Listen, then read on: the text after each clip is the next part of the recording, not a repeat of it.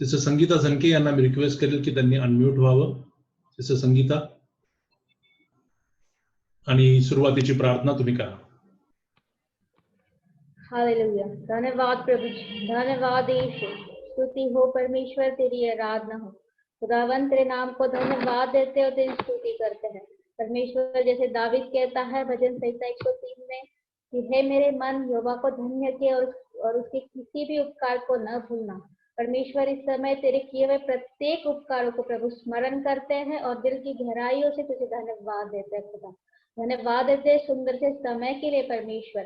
प्रभु जगह जगह से लोग प्रभु जी एकत्रित हुए हैं परमेश्वर। प्रत्येक व्यक्ति को इस समय तेरे सामर्थी हाथों में देते हैं खुदा। इस समय हम सब तेरे लहू के छिड़कावे के नीचे आते हैं खुदा बाप परमेश्वर। हम प्रार्थना करते हैं विशेष रीति से प्रभु जी तेरे दास के लिए प्रभु जी खुदावन। इस समय प्रभु जी तेरा सामर्थ उन पर उंडेल प्रभु परमेश्वर, तेरे अभिषेक से भर परमेश्वर। उनके मुख से निकलने वाला प्रत्येक शब्द प्रभु जी तेरे सिंहासन की ओर से होने पाए खुदा। उनको तेरे लहू में छिपाते हैं खुदावन। और परमेश्वर प्रार्थना करते हैं प्रभु जी हर एक प्रभु जी अंधकार की सामर्थ को इस समय हम मिलकर यीशुआ के नाम से बांधते हैं खुदावन। हर एक डिस्टर्ब करने वाले स्पिरिट्स को हम यीशु के नाम से बांधते हैं खुदा। और प्रार्थना करते हैं प्रभु जितने और बहन भाई जुड़ने वाले हैं प्रभु जी, हर एक रुकावटों को दूर कर और समय पर परमेश्वर जुड़ने के लिए मदद कर, सहायता कर प्रभु जी। और प्रभु जी हमारी प्रभु आत्मिक आंखों को तू खोल परमेश्वर। प्रभु जी हमें तू ज्ञान और बुद्धि दे कि जो कुछ भी हम वचन में सीखे प्रभु जी, केवल सीखने तक ही नहीं लेकिन उसको मानना, क्योंकि वचन कहता है कि धन्य वो पुरुष जो इस वचन को सुनता है और इसको मानता है परमेश्वर। तो हम मानने वाले बने और परमेश्वर हम दूसरों के लिए आशीषमय होने पाए। फिर से एक बार हम सब तेरे पिता परमेश्वर कृपा के नीचे आते हैं खुदा। हम पर तेरी दया तेरा अनुग्रह बनाए रख। सारा आदर महिमा गौरव तुझी को देते हुए परमेश्वर इंटरनेट कनेक्शन को तेरे हाथों में देते हुए ये प्रार्थना यीशु के सामर्थ्य नाम में मांगते हैं, आमेन। भाव बहिणींनो, यावेळेला आपल्या अभ्यासाला आपण सुरुवात करत आहोत. ज्या ठिकाणामध्ये आम्ही मागच्या वेळेला थांबलो होतो तिथून पुढे आपण जाणार आहोत. तुमच्या समोर मी स्क्रीन शेअर करत आहे. मागच्या वेळेला आम्ही जिथं थांबलो होतो त्या ठिकाणातून आपण पुढे जात आहोत. यहुदाला तामारेपासून पेरेस व जेरह झाले. पेरेसला इस्रोम झाला, इस्रोमाला आराम झाला. माझ्या वाहन बहिणींनो, बरेचदा माझ्या या आत्मिक प्रवासामध्ये मला अनेक प्रश्न लोक विचारतात. मी शिक्षक असल्याने त्यांच्या मनाचे प्रश्न ते विचारतात. तर त्यातला एक प्रश्न असा आहे की पवित्र शास्त्रामध्ये या लोकांना ज्यांना आम्ही या ठिकाणामध्ये अभ्यासत आहोत यातल्या अनेक लोकांनी वेगवेगळ्या प्रकारची पापं केली आहेत.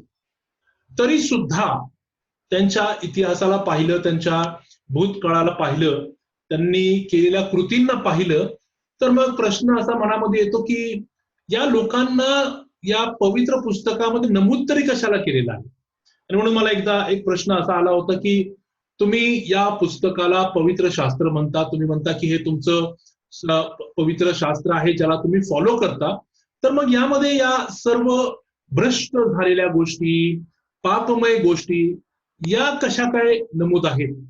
आणि त्याचं उत्तर मला सुरुवातीला तुम्हाला या ठिकाणात द्यावंसं वाटतं, कारण बरेचदा हा मनामध्ये प्रश्न लोकांच्या येतो आणि ते खोचक प्रश्न ख्रिस्ती लोकांना विचारतात आणि माझी इच्छा आहे की तुम्ही त्याच्यासाठी तयार असावं. माझ्या भावांना बहिणींनो, हे सर्व लोक आमच्यासाठी उदाहरण दाखल दिलेत असं पौल त्याच्या पत्रांमध्ये लिहितो.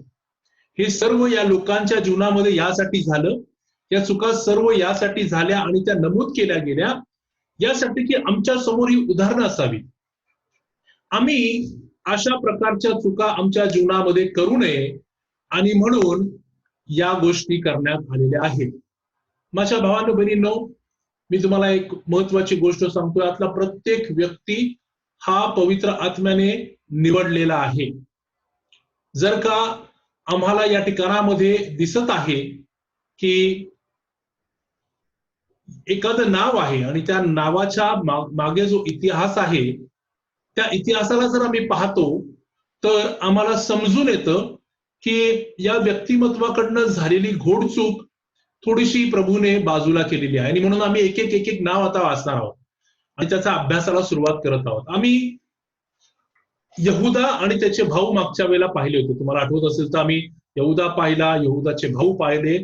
आता यहुदाला तामारेपासून पेरेस व जेरह झाला. बर, हे दोघं आमच्यासाठी का महत्वाचे आहेत? आमच्यासाठी ते दोघं एवढे या वंशावळीमध्ये का आम्हाला दिसत आहेत? आणि त्याचं उत्तर आम्हाला मिळतं की यहुदा का, तुम्हाला ठाऊक आहे. मला त्याच्यावरती जास्त बोलण्याची गरज नाही. त्याच्यावरती आम्ही खूप अभ्यास केलेला आहे. परंतु इथे जे व्यक्तिमत्व आम्ही आता अभ्यासत आहोत ते आहे पेरेस. या पेरेझाबद्दल तुम्हाला उत्पत्ती 38:6 ते 30 मध्ये सर्व काही वाचायला मिळेल. उत्पत्ती याचा 38वा अध्याय 6 ते 30 मध्ये तुम्ही निवांत आपल्या घरामध्ये त्यांच्याबद्दल वाचू शकता. पेरेस आणि जेरह हे दोघे जुळे भाऊ होते आणि या दोन्ही जुळ्या भावांच्या जीवनामध्ये काही गोष्टी घडल्या. ज्या वेळेला पेरेस आणि जेरहचा जन्म होणार होता त्यावेळेला जी दाई होती त्या दाईने पाहिलं की झाराचा हात हा पहिल्यांदा बाहेर आला आणि म्हणून तो प्रथम असणार म्हणून तिने त्याच्या हातावरती, मनगटावरती तिने एक स्कारलेट कलरचा म्हणजे किरमजी रंगाचा एक धागा बांधला, हे दाखवण्याकरिता की हा पहिला जन्मलेला आहे. मात्र पेरेस याने जेरहला मागं टाकला आणि तो पहिला जन्मास आला. जर का तुम्ही त्याच्याबद्दल वाचायचं असेल तर आपण उत्पत्ती याचा 38वा अध्याय आणि 27 ते 30 ही वचनं आपण वाचणार आहोत. उत्पत्ती 38, 27 ते 30. तिच्या प्रसूती समयी तिच्या पोटात जुळी आहेत असे दिसून आले. तिला वेणा होत असता एका बालकाचा हात बाहेर आला. तेव्हा सुईणीने त्याच्या हाताला लाल सूत बांधून म्हटले, पहिला हा बाहेर पडला. त्याने आपला हात आखडून घेतला तेव्हा त्याचा भाऊ बाहेर पडला. तेव्हा सुईण म्हणाली, तू आपल्यासाठी कशी वाट फोडलीस? म्हणून त्याचे नाव पेरेस असे ठेवले. मग ज्याच्या हाताला लाल सूत बांधले होते तो त्याचा भाऊ बाहेर पडला आणि त्याचे नाव जेरह ठेवले. आता या ठिकाणामध्ये ज्यावेळेला आम्ही या दाईने, या सुईणीने जे केलेलं काम होतं त्या कामाबद्दल थोडंसं पाहूया. तिने त्यावेळेला जी गोष्ट पाहिली त्या गोष्टीवरती अवलंबून राहून, त्या पाहिलेल्या गोष्टीवरती विश्वास ठेवून तिला वाटलं की हाच पहिला जन्मलेला असणार आहे आणि म्हणून तिने ताबडतोब त्या ठिकाणामध्ये आपल्या बुद्धीने काही करण्याची या ठिकाणामध्ये परिस्थिती पाहिली. आणि मात्र परमेश्वराची योजना वेगळी असते. पेरेसला मनुष्याने निवडला नाही, दाईने त्याच्या जेरहच्या हाताला धागा बांधला म्हणून तो प्रथम झाला नाही. मात्र पेरेसला देवाने निवडलेला होता आणि म्हणून देव अनेक ठिकाणांमध्ये लोकांची निवड त्यांच्या वेगवेगळ्या गोष्टींवरनं करतो. आता या ठिकाणामध्ये पेरेस बद्दल आम्ही जास्त वेळ घालवणार नाही, कारण आमच्यासाठी जी महत्वाची व्यक्तिमत्व आहेत त्यांच्यावरती आम्ही जास्त वेळ देणार आहोत. पण पेरेसचा इतिहास तुम्हाला जर अभ्यासायचा असेल तर तुम्ही नक्की 38व्या उत्पत्तीच्या अध्यायामध्ये तुम्हाला तो पाहायला मिळेल, 6 पासून 30 पर्यंत आणि 27 पासून 30 पर्यंतचा जो भाग आम्ही वाचला त्याच्यामध्ये तुम्हाला समजून आलं की काय घडलं होतं त्यावेळी. बर, आता ही दोन्ही लेकरं पेरेस आणि जेरह हे दोन्ही तामारेला झाली. मग आता आम्ही या ठिकाणामध्ये एका स्त्रीचं नाव वाचत आहोत. नाही, आदामाच्या वंशावळीमध्ये आम्हाला कुठं सुद्धा एकाही स्त्रीचा उल्लेख आढळत नाही, है ना. जर का तुम्ही उत्पत्ती याचा 5वा अध्याय पाहाल त्याच्या 1 पासून 32 पर्यंतच्या वचनांमध्ये तुम्हाला आदामाची अख्खी वंशावळ दिसते, परंतु याच्यामध्ये एकही स्त्रीचं नाव कुठं सुद्धा आढळत नाही. मात्र जर आम्ही ख्रिस्ताची वंशावळी पाहिली है ना, ज्याला आम्ही जर का तुम्ही पाहता त्याला नावं फार सुंदर दिलेली आहेत. पहिला आदाम, शेवटला आदाम, पहिला पुरुष आणि दुसरा पुरुष, सेकंड मॅन. आणि प्रभू येशू ख्रिस्ताला म्हणून दुसरा पुरुष म्हटलेला आहे, आदामानंतरचा दुसरा पुरुष. पौलाच्या लिखाणामध्ये आम्हाला ते सापडतं. परंतु त्याच्या वंशावळीमध्ये आम्हाला 5 स्त्रिया दिसतात. त्यातली पहिली तुम्हाला तर माहित आहे, त्याची आई जी मरिया, त्याच्या जन्मापर्यंत ती कुमारिका होती. मात्र त्याच्यानंतर तिला आणखीन लेकरं झाली, आम्ही तिकडे जाणार नाही. मात्र ती त्याच्या जन्मापर्यंत कुमारिका राहिली. तिच्याद्वारे प्रभू येशू ख्रिस्त या जगामध्ये आला हे आम्हाला ठाऊक आहे. म्हणून पहिलं नाव मी पाहतो मरियेचं ख्रिस्ताच्या वंशावळीमध्ये. दुसरी नावं कोणती कोणती आहेत मग? तामार, राहाब, रुथ, है ना? तुम्हाला 5व्या वचनामध्ये ते दिसेल रुथचं नाव. आणि आणखीन एक नाव आहे जिचं नाव प्रत्यक्षात लिहिलं गेलं नाही, पवित्र आत्म्याने तिचं नाव प्रत्यक्षात लिहिलं नाही, मात्र तिची ओळख आम्हाला करून दिली. तिची ओळख अशी आहे की ती उरिया हित्तीची पत्नी होती, ती उरियाची पत्नी होती आणि तिचं नाव बत्शेबा होतं. आता या 5 स्त्रियांना आम्ही ज्यावेळेस या वंशावळीमध्ये पाहतो, आमच्या लक्षात येतं की तुम्हाला तामारेचा इतिहास ठाऊक आहे, आम्ही तामारेवरती हे करत आहोत. तामारेने अवैध संबंध ठेवले. राहाब ही आपल्या शरीर विक्रीचं कार्य यरीहो मध्ये करत होती. बत्शेबाने त्या ठिकाणात अडल्टरी केली, व्यभिचार केला, है ना? तरी सुद्धा यांची नावं आम्हाला आता मी यांची नावं जी पाहिलीत, या सगळ्यांना, रुथ ही मवाबी होती, म्हणजे ती यहुद्यांमधली किंवा इस्रायलांमधली नव्हती. तरी सुद्धा या 5 स्त्रियांमध्ये या 4 स्त्रियांची नावं या ठिकाणामध्ये आली. याचा अर्थ की ख्रिस्त हा फक्त यहुद्यांबरोबरच संबंधित नव्हता. ख्रिस्ताचं येणं जगामध्ये हे फक्त इस्रायली आणि यहुद्यांपुरतं मर्यादित नव्हतं, तर त्याच्यामध्ये प्रत्येक विधर्मी व्यक्ती, पापी व्यक्ती, या सर्वांसाठी हा राजा आला होता आणि तो खास करून पाप्यांसाठी आला होता.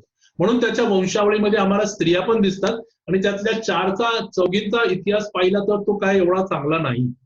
तामार ही वस्तुस्थितीमध्ये यहुदाची सून होती, मात्र ज्यावेळेस तिचा नवरा मेला त्यावेळेला जसं त्या काळामध्ये आपल्या भावाच्या मृत्यूनंतर त्याचा वंश चालवण्याचं काम त्या घरातल्या दुसऱ्या पुरुषाला म्हणजे त्याच्या भावाला असतं, त्या कामामध्ये यहुदाचा जो मुलगा होता तो कमी पडला आणि म्हणून मग तामारेने एक अतिशय विचित्र निर्णय घेतला. आम्ही त्याला विचित्र म्हणू शकतो कारण तो नॉर्मल नाही.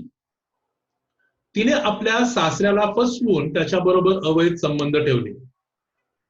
यहुदाला माहित सुद्धा नव्हतं की त्याला त्याच्या सुनेपासून पेरेस आणि जारह झाले. पेरेस आणि जारह या दोघांचाही जन्म आम्ही पाहतो की तो कशात झाला? तो अवैध संबंधांमधनं झाला, अतिशय पापामध्ये झाला. तरी सुद्धा त्यांची नावं प्रभूच्या वंशावळीमध्ये आहेत आणि त्याचं कारण की प्रभू हा पाप करणाऱ्यांसाठी, पापी लोकांसाठी, पापी जनांसाठी आला होता. तो फक्त धार्मिक आणि नीतिमानांसाठी नाही, तर खास करून तो पापी जनांसाठी आला. आम्ही पुढे जात आहोत आमच्या वाचनामध्ये, जिथं आम्हाला दिसून येतं यहुदाला आम्ही 3रं वचन संपवलं. तामारेपासून पेरेस आणि जेरह झाले. पेरेसला हिस्रोम झाला, हिस्रोमाला आराम झाला. हे दोन्ही व्यक्तिमत्व एवढी जास्त प्रचलित नसल्याने मी फक्त तुम्हाला जर का हेजरोनची माहिती हवी असेल, इतिहास हवा असेल, तर तुम्ही घरी निवांत अभ्यास करण्याकरिता मी तुम्हाला रेफरन्स देतो. रुथ तिच्या पुस्तकामध्ये 4थ्या अध्यायात 18 ते 22 मध्ये तुम्हाला हेजरोन बद्दल माहिती मिळेल. पहिला इतिहास त्या 2ऱ्या अध्यायाच्या 5व्या वचनात तिची माहिती मिळेल आणि 9 ते 12 पुढं त्याच अध्यायामध्ये तुम्हाला त्याची माहिती मिळेल. म्हणून तुम्ही अभ्यासक असाल तर जरूर हे रेफरन्सेस तुम्ही घरी अभ्यासा. मी त्याच्यावरती जास्त वेळ घालवणार नाही. आम्ही पुढे जात आहोत. आता आम्ही पुढच्या वचनांना हात घालत आहोत. आरामाला अमिनादाबाला नाहशोन, नाहशोनाला सल्मोन, सल्मोनाला रहाबेपासून बवाज. आता हा सल्मोन जो होता तो या ठिकाणामध्ये तुम्हाला लक्षात येईल की रहाब जी होती, जी यरीहो मध्ये होती, तिचं लग्न एका यहुदी पुरुषाबरोबर सल्मोना बरोबर झालं आणि त्या दोघांना बवाज असा नावाचा मुलगा झाला. आता आम्ही याला थोडस विस्तृत करून पाहणार आहोत. रहाब यरीहो मध्ये राहत असताना तिने जे हेर त्या ठिकाणात आले होते त्यांना लपवलं, त्यांना सुरक्षित ठेवलं, त्यांना तिथून सुखरूप बाहेर पाठवलं. परंतु तिचा इतिहास तिथं आम्हाला 2ऱ्या अध्यायाच्या 1ल्या वचनात पाहायला मिळतं की ती तिथं शरीर विक्रीचं काम करत होती आणि हे यरीहोचं जे ठिकाण होतं ना, ते देवाने कायम स्वरूपी सार्वकालिक रित्या सार्वकालिक युगामध्ये या यरिहोला शापित असं जाहीर केलं होतं. आपण वाचणार आहोत यहोशुवाचा 2रा अध्याय आणि पहिलं वचन. आम्ही राहाबेबद्दल वाचूया. नूनाचा मुलगा यहोशवा याने गुप्तपणे 2 हेर शिट्टीम येथून पाठवले. त्याने त्यांना सांगितले की जा आणि तो देश व विशेषतः यरिहो हेरून या. त्याप्रमाणे ते गेले आणि राहाब नावाच्या वेश्येच्या घरी उतरले. या ठिकाणी तिचा व्यवसाय तुम्हाला क्लिअर दिसत आहे. कुणाच्या घरी ते उतरले ते तुम्हाला दिसत आहे. आम्ही या जागेला जे शापित आहे त्या जागेबद्दल पाहायचं तर तिथंच 6व्या अध्यायात जाऊया पुढे आणि तेथील 26व वचन आपण पाहणार आहोत. त्या समयी यहोशवाने असा शाप दिला की जो कोणी यरिहो नगर उभारण्यास प्रवृत्त होईल त्याला परमेश्वराचा शाप लागेल. त्याचा पाय घालताच त्याचा ज्येष्ठ पुत्र मरेल आणि त्याच्या वेशी उभारताच त्याचा कनिष्ठ पुत्र मरेल. ओके, तरी आता इथं एक सुंदर उदाहरण आहे. हे शहर परत कुणी बांधू नये यासाठी परमेश्वराने त्या शहराला शापित केले, पण तरी सुद्धा ते शहर बांधलं गेलं है ना. तुम्हाला माहित आहे की त्या ठिकाणामध्ये ज्या शहराची परत बांधकाम झालं आणि जसा शाप होता तसंच त्या बांधणाऱ्याचे दोन्ही पुत्र ज्येष्ठ आणि धाकटा पुत्र दोन्ही मरण पावले. तर तिकडं आपण जाणार नाही, आपण वंशावळीमध्ये आहोत. तर आम्ही राहाबेला ज्यावेळेस पाहतो तर राहाबेने आपलं सर्व जे जुनं जीवन होतं ते सोडलं आणि तिने एक निर्णय घेतला आपल्या जीवनामध्ये की देवाच्या लोकांना मदत करायची, देवाच्या लोकांचा शोध घ्यायचा आणि तिने तसं केलं. आम्ही जर का इब्री लोकास पत्र याचा 11वा अध्याय आणि 31वा वचन बघतो तर आमच्या लक्षात येतं की तिने ते नीतिमान काम केलं. राहाब कसबीनीने स्नेहभावाने हेरांचा स्वीकार विश्वासाने केल्यामुळे अवज्ञा करणाऱ्यांबरोबर तिचा नाश झाला नाही. बघा, तिने देवाच्या लोकांबरोबर केलेली मैत्री, देवाच्या लोकांबरोबर राखलेले संबंध हे नेहमी तुमच्या कामी येतील. परंतु ज्या चुकीच्या संगती असतात त्या चुकीच्या संगती आम्हाला नेहमी धोक्यात आणतात.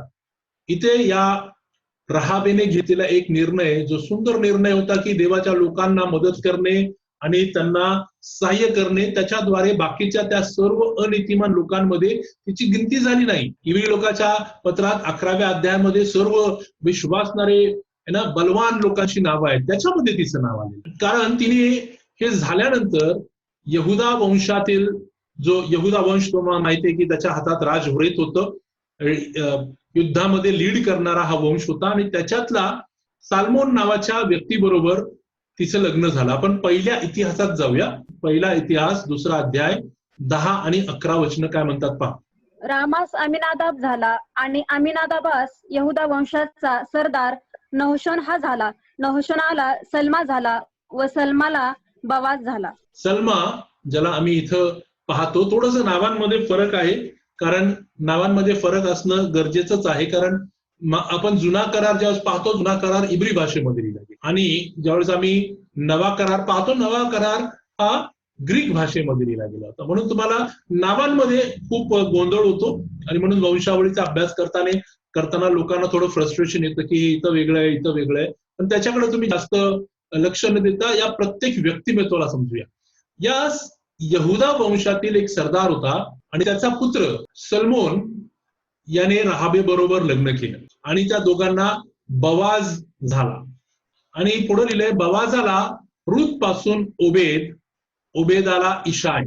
आता आम्ही या ठिकाणामध्ये बवाजाकडे येत आहोत, कारण बवाज एक अतिशय चांगला असा पुरुष व्यक्तिमत्व पवित्र शास्त्रामध्ये होऊन गेला, कारण त्याने खूप चांगलं काम केलं. जे काम त्या ठिकाणात तामारे बरोबर व्हायला पाहिजे होतं तिच्या दिराकडून, ते न झाल्याने मोठं पातक झालं. पण इथं बोवाजाने त्याच्याच वंशातील एका व्यक्तीच्या घराला त्याने पुढे चालवलं, म्हणून त्याच्याच वंशातील एका मृत झालेल्या व्यक्तीच्या विधवेबरोबर त्याने लग्न केलं. एवढंच केवळ नाही तर त्यांचं जे काय त्या ठिकाणातली जी शेतीवाडी होती ती सर्व त्याने सोडवून घेतली.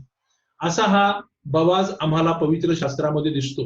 माझ्या भावांनो बहिणींनो, आम्ही या बवाजाला ज्यावेळेस अभ्यासत आहोत, या बवाजाच्या सर्व चांगुल कृत्यांना ज्यावेळेस आम्ही पाहत आहोत, आम्ही ही गोष्ट लक्षात ठेवावी की तुम्ही इतरांना केलेली मदत ही फार महत्वाची असते. जर का तुम्ही या सर्व अभ्यासू इच्छिता तर तुम्ही घरामध्ये नक्की अभ्यासा. रूथचा ग्रंथ 4था अध्याय 1 ते 17 मध्ये हा सर्व वृत्तांत आमच्यासाठी पवित्र आत्म्याने जणू काय लिहून ठेवलेला आहे. म्हणून रुथ याचा 4था अध्याय 1 ते 17 मध्ये याच्याबद्दल लिहून ठेवलेला आहे.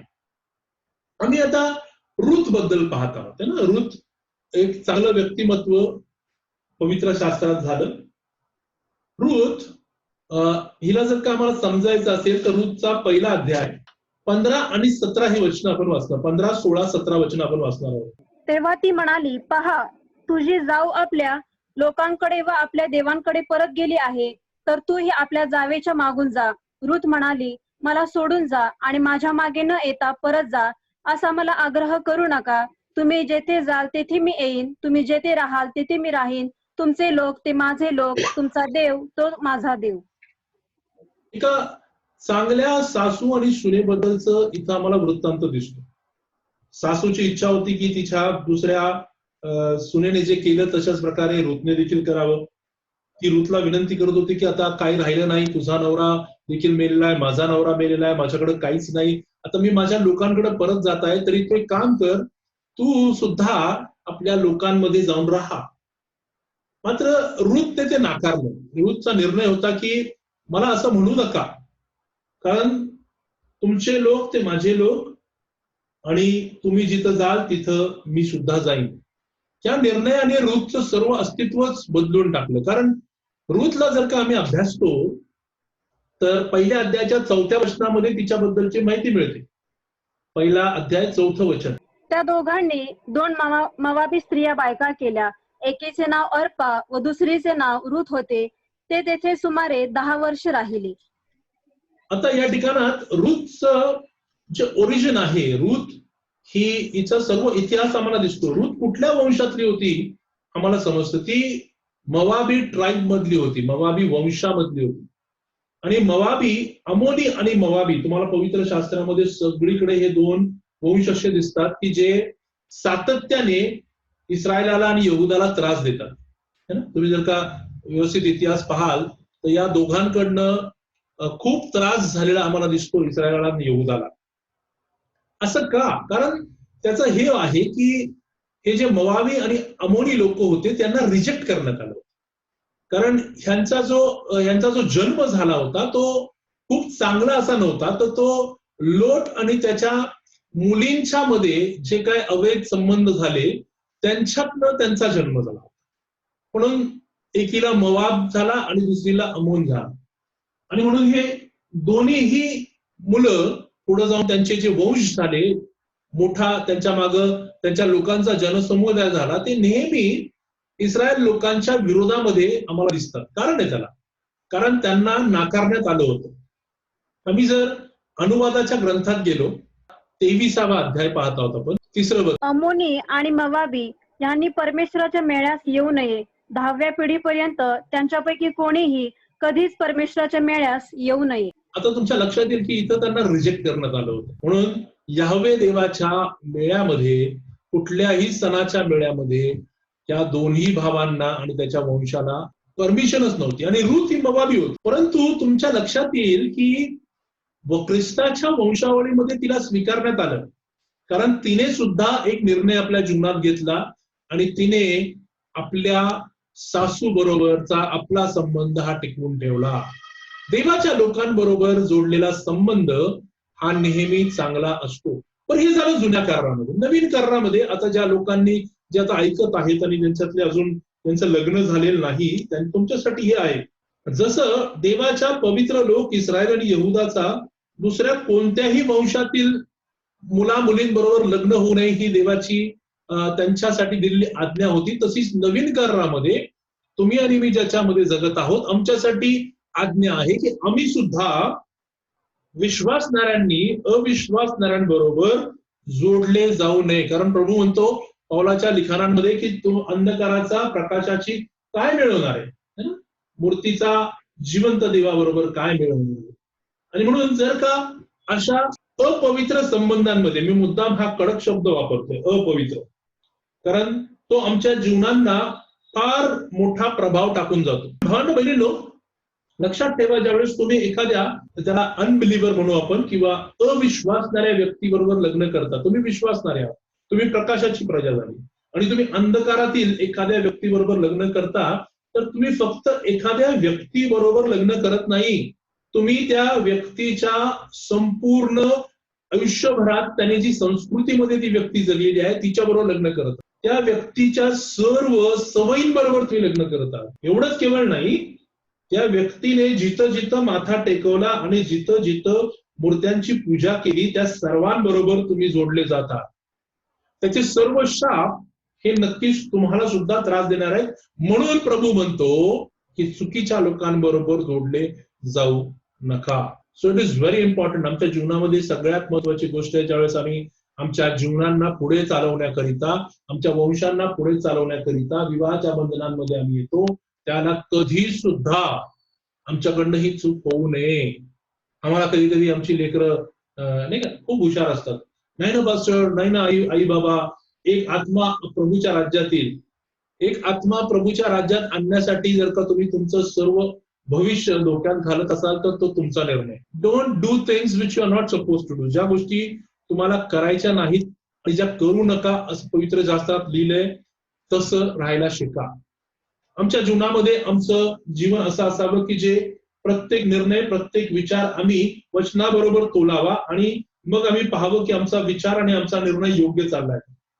अनफॉर्च्युनेटली दुःखाची गोष्ट ही आहे की आज आमची लेकरं, आमची तरुण मंडळी ही पवित्र शास्त्र वाचत नसल्याने, त्यांचे आई वडील त्यांच्याबरोबर संध्याकाळी वचनाचं मनन करत नसल्याने त्यांना या गोष्टी समजत नाहीत आणि म्हणून मग चुकीचे निर्णय होऊन बसतात. आता आम्ही आमच्या विषयाकडे परत येत आहोत. ख्रिस्ताच्या लोकांबरोबर, देवाच्या लोकांबरोबर ती जोडली गेली. आम्ही मगाशी वाचलं. जर का तुम्ही दुसऱ्या अध्यायात जाल, 11 आणि 12 वचनं वाचाल तिथं रूथची, तर तुम्हाला आणखीन काही गोष्टी मिळतील. बोआज तिला म्हणाला, तुझा पती मेल्यापासून तू आपल्या सासूशी कशी वागलीस व तू कशा प्रकारे आपली माता पित्रे व जन्मभूमी सोडून तुला अपरिचित अशा लोकात आलीस, ही सविस्तर हकीकत मला समजली आहे. परमेश्वर तुझ्या कृतीचे तुला फळ देवो. इस्रायलाचा देव परमेश्वर याच्या पंखाखाली तू आश्रयास आली आहेस, तो तुला पुरे पारितोषिक देवो. Praise the Lord. आणि अशा प्रकारे विश्वासू राहिल्याने रूथचं जीवन बदलून गेलं आणि आम्हाला त्याच्यातनं धडा हा मिळतो. आज तुम्ही ऐकत आहात, कदाचित उद्या तुम्ही रेकॉर्डिंग कुठे कोणी ऐकत असेल. माझ्या भावांनो बहिणींनो, तुम्ही कोणत्याही पार्श्वभूमीतनं या, तुमचं बॅकग्राऊंड कसंही असो, तुम्ही कोणत्या वंशातले आहात, पण ज्या दिवशी तुम्ही प्रभू येशू ख्रिस्ताला, त्याच्या लोकांना जोडले जाता, त्याच्या मंडळीमध्ये जोडले जाता, मी तुम्हाला सांगतो त्या दिवशी आमच्या जीवनांना एक नवीन ओळख मिळते. आम्ही ख्रिस्तामध्ये आल्याने आमचं सर्व पास्ट जे आहे ते धुवून टाकण्यात येतं. आता तुम्हाला माहिती आहे की बोआजची आई जी होती ती राहाब होती ना, ती कनानी होती आणि ती शरीराचा व्यवसाय करणारी होती. बोआजची पत्नी जी होती ती मोआबी होती, अवैध संबंधांमधनं, आणि त्याचबरोबर ती विधवा सुद्धा होती. दोन्हीही विधर्मी, हेल्लनी, खालच्या कुळातल्या. मात्र ज्या वेळेला ख्रिस्ताबरोबर त्या जोडल्या गेल्या, आज त्याच्या वंशावळीमध्ये त्यांची नावं लिहिली आहेत. म्हणून तुम्ही यहुदी असा किंवा तुम्ही हेल्लनी असा, तुम्ही कमी जातीचे असा किंवा कुठल्याही प्रकारचा बॅकग्राऊंड आमचा असू दे, तो तुमचा दोष नाही. जात, धर्म आणि उच्च आणि नीच हे देवापासून नाही. देवासाठी सर्व काही एक आहे. सर्व एका लेवलला देव पाहतो. म्हणून तुमचं काही बॅकग्राऊंड असा, पण ज्या दिवशी तुम्ही प्रभू येशू ख्रिस्ताच्या राज्याचे नागरिक होता, त्याची लेकरं बनता, त्याच्या सेवेमध्ये हुजुरीस तुम्ही येऊन उभे राहता, पास्ट पुसून टाकला जातो, खोडला जातो. आणि हे आमच्यासाठी अतिशय महत्वाचं शिक्षण आहे. आम्हाला कधी कधी आमच्या सेवेमध्ये, आमच्या जीवनामध्ये असं वाटतं की मी काय प्रभाव पाडेल, मी काय करू शकेल, माझी परिस्थिती काय आहे. तुमची परिस्थिती काही असो, तुमची क्षमता आणि तुमची परिस्थिती यावरून देवाचं राज्य चालत नाही. ते देवाच्या बरोबर जोडलं जाण्याने, तुमचं पद वाढल्याने त्याच्यावरती परमेश्वर जगावरती तुमच्याद्वारे प्रभाव पाडणार आहे. म्हणून काही असो, या स्त्रियांची नावं जेव्हा आम्ही अभ्यासत आहोत ना, यातनं आम्हाला खूप मोठा आधार मिळतो. कारण आम्ही एकेकाळी लोकांनी टाकलेले, आम्हाला मूर्ख समजलेले असे होतो. मात्र प्रभूचं वचन सारखं सांगतं की प्रभूने जगातल्या मूर्खांना उचललं आणि शहाण्यास लाजवण्याकरिता उभं केलंय. आमेन. आणि म्हणून तुम्ही सर्व आज आनंदाने भरले जा, कारण तुम्हाला निवडले.